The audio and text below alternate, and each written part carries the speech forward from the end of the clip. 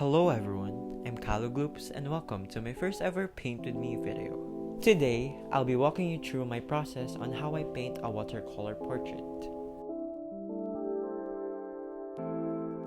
I start with lightening up my sketch using some kneaded eraser to prevent the graphite from mixing with the watercolor paint I'll be using later on.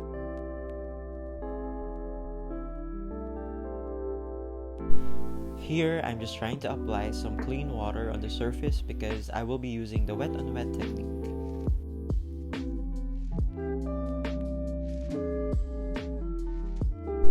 While the surface is still damp, I'm starting to add my first layer, which is a mixture of yellows and a hint of orange.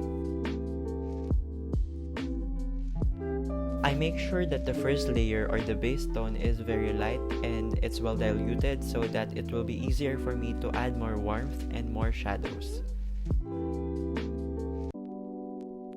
In making your watercolor portraits, you need to make sure that your sketch is well defined and proportionate because that will be the basis of your painting all throughout.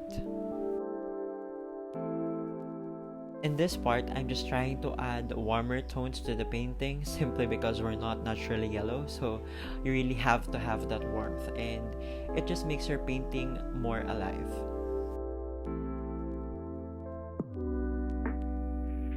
Ever since I was a kid, I've always had this love and enthusiasm for making art, but I never got the chance to improve. And so when the pandemic happened, I started practicing and painting random stuff because I got bored and I also had the time to improve myself and pursue what I love to do. I never got it the first time around, but I practiced, I worked hard for it, and ever since I started, I improved a lot since then. And so I want to let you know that you just have to keep on trying in order for you to achieve your goals. I kind of panicked when I laid down this color onto the surface because it was too vibrant for my liking and it didn't really go well with the colors that I'm going for. But I think I can still tone this down later on, and I've always believed in trusting the process. In this part, I'm just trying to fill up the first layer of her lips and also adding those same tones to the other parts of her face because I think it just makes the painting more cohesive and consistent, especially when it comes to the color palette.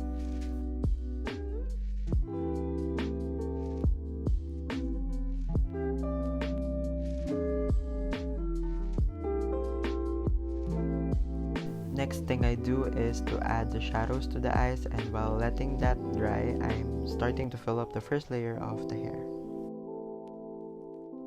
The part I hate painting the most would always be the hair because it takes a lot of time and patience to build up those layers, and I don't really have the patience for that.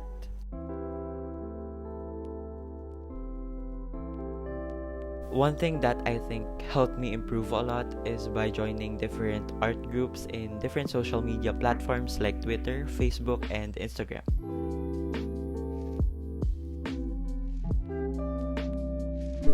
Ever since I joined these art groups, I met a lot of new people and amazing artists out there, and I learned a lot from them, and I'm really thankful to have them as my friends.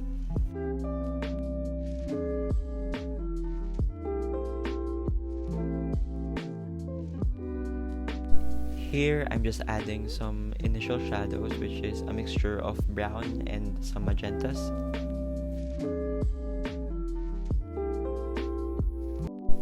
I also painted the eyes off camera because I was really in an uncomfortable position while filming this video, so please bear with me. The first person that really influenced me in making art would be my sister. She would always be one of my biggest idols in the art industry because her art is really remarkable and it always stands out from others. So ate, if you're watching this, I want to thank you for being always so supportive with my art journey. So in this part, I'm just trying to add more depth and shadows by using a mixture of violets and browns. In painting watercolor portraits, I try to avoid using a solid black color because it makes the painting muddy and it just really doesn't look good at all. For those of you who are curious about where my pen name came from, it came from an artist named Kellogg's Loops on Instagram.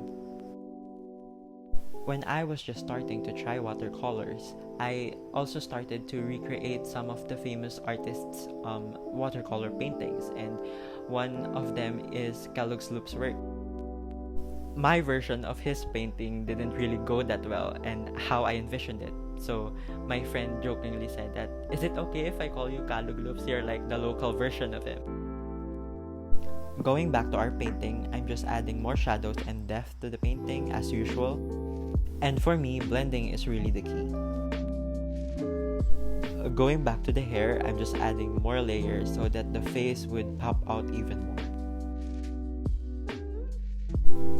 This video somehow is not a tutorial on how you should do a watercolor portrait.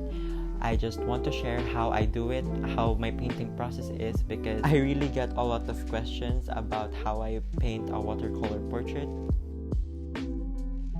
And aside from that, I really find it interesting to see how one brushstroke can lead to become a masterpiece, and that's just amazing.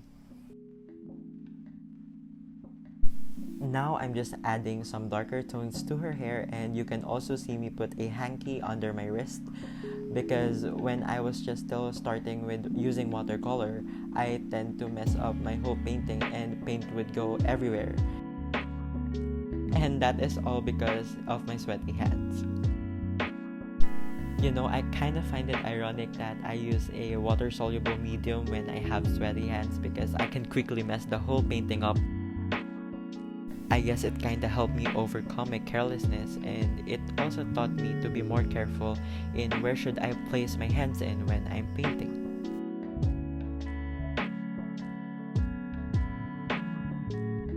Going back to our video, I'm just adding more and more details to her hair, which took me forever. For me, watercolors are one of the most delicate painting mediums you could ever use because once it's there, and you can't paint over it or just erase it in a snap. And you really need to be careful what colors or opacity of the paint you would put into the painting. But I really didn't see it that way when I started using watercolor. I actually find it amazing how it flows in directions that you want, and you just really have to control it to be able to create masterpieces or paint portraits like this one.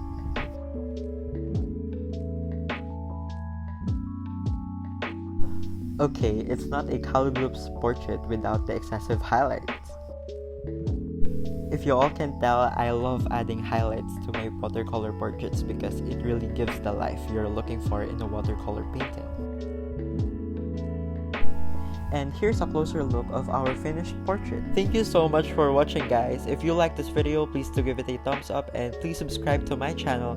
And you could also connect with me and follow me in my other social media accounts linked down below. Thank you, and I'll see you on my next video.